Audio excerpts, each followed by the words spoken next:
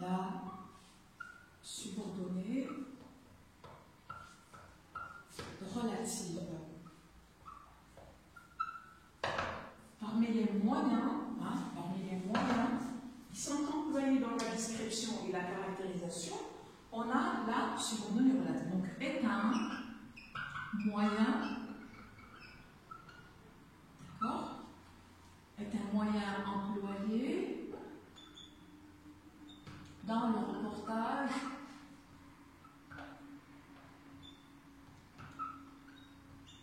pour caractériser et décrire, caractériser et décrire, bien sûr, d'accord, et décrire soit les lieux, etc. Elle est introduite, la subordonnée relative, donc elle est introduite, comme vous le savez tous, depuis le moyen, vous étudiez bien sûr cette subordonnée par un pronom relatif. Un pronom relatif, que ce soit simple ou composé. Alors vous allez me dire, c'est quoi un pronom simple, c'est quoi un pronom composé? Petit a, les pronoms relatifs simples. Alors on a le qui, on a le que, on a le dont et on a le où. Alors chacun remplace pour donner des informations sur tel ou tel. Le qui, quand il est employé dans une phrase, c'est-à-dire qu'il va nous expliquer, nous donner des déterminations ou autres sur le sujet. Ok? Voilà. Le que, il va nous donner des déterminations, des explications sur le CO. Ça sur le COI. Et ça sur soit le lieu, soit le temps. Très bien. Ça c'est pour les pronoms simples. Alors, vous avez aussi les pronoms composés. Les pronoms composés. B. On a un autre type de pronom. Les pronoms relatifs. Pronoms relatifs composés. Ça veut dire quoi composé? C'est qu'il y a une préposition qu'on a rajoutée à ces pronoms. Alors, je vais vous donner bien sûr ce point sous forme d'un tableau. Voilà, le tableau il est là, comme ça. Alors le tableau il contient première colonne, deuxième colonne et troisième colonne. Très bien.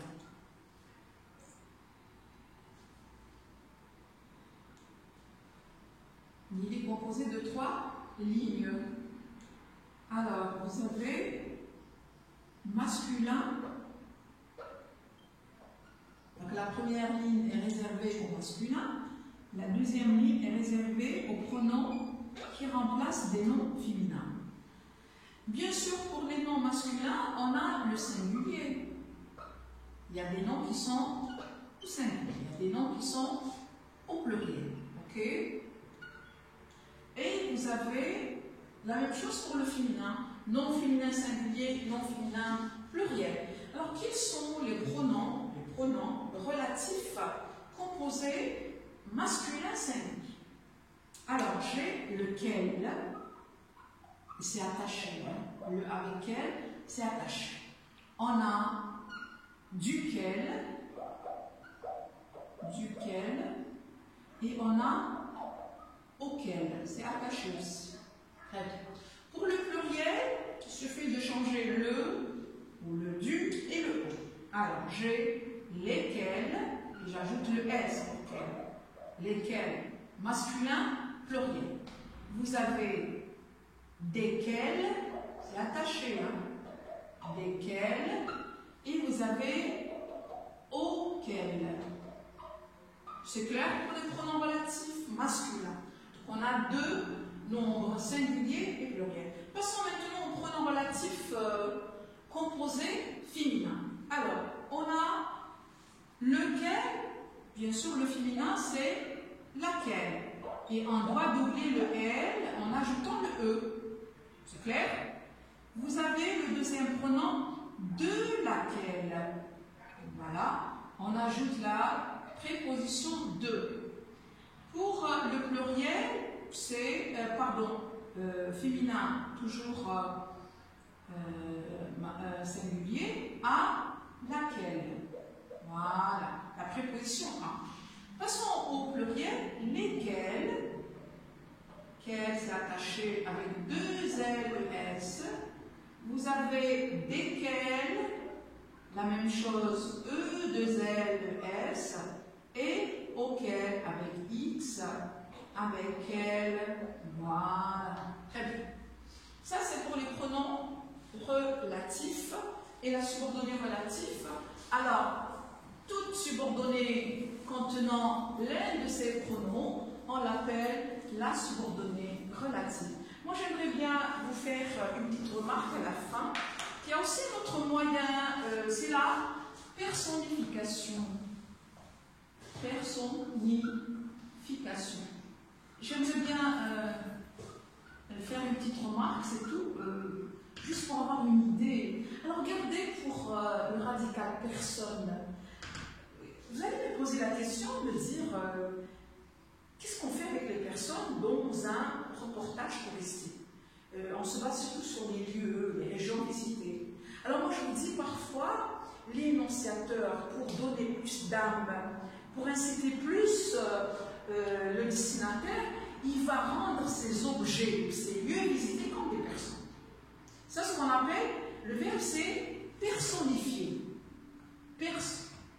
Personnifier.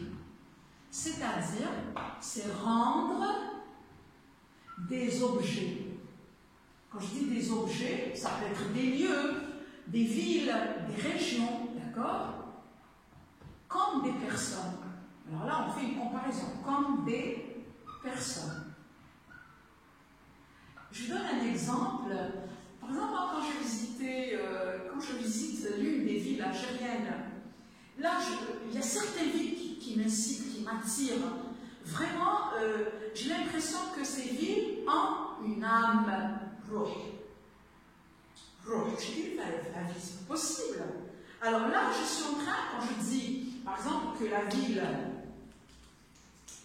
ville d'Adar. Effectivement, moi j'étais visité Adrar. Je ne sais pas, avec ses ruelles, avec Fougara, avec ses jardins immenses, avec les gens, l'accueil, l'hospitalité des gens. Alors cette ville, on a l'impression qu'elle a une âme. Donc la ville d'Adrar a une âme. Regardez. Âme, cette expression concerne les personnes, l'homme, c'est tout. Quand vous trouverez ce genre d'expression dans des reportages, dans des récits de voyage, qu'est-ce qu'on dit? On est en train de personnifier cet objet qui est la vie. Ça, ce qu'on appelle personnifier, c'est rendre des objets comme des personnes. C'est-à-dire on va les caractériser avec des qualifiants, des caractères ou des descriptions réservées à l'homme. Ça, ce qu'on appelle personnifier, personnification. Très bien, alors je vous remercie. C'est la dernière leçon d'hommage. Je vais courir, mon Dieu, là, vous me manquez déjà, vous êtes à distance. Et les rencontres, j'espère bien que prochainement, on va se voir comme ça, directement, pas virtuellement. Je vous souhaite bon courage. Essayez de suivre ces vidéos, c'est le choix finalement. Hein? Alors, au revoir mes enfants. Là, je vous souhaite bon courage encore une fois.